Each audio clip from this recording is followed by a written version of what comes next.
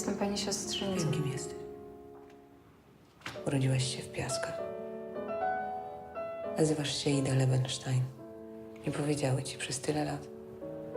Więc jesteś żydowską zakonnicą. Jutro pojadę do Piasków. Pojedziemy razem.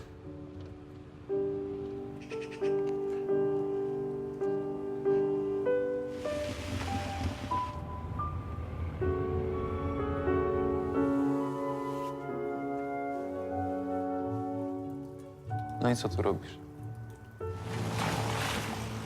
Znał pan Lebensteinów? Mieszkali tu przed wojną. Żydzi? Nie, Eskimosi.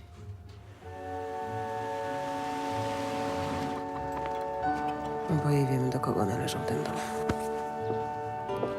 Tu nie mieszkali żadni Żydzi. Ja czuję, jak ktoś kłamie. Czego pan chce? Wiem, że mogę siostrze zaufać.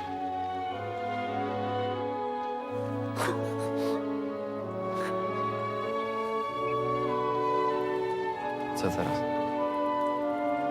Za 4 dni składam śluby.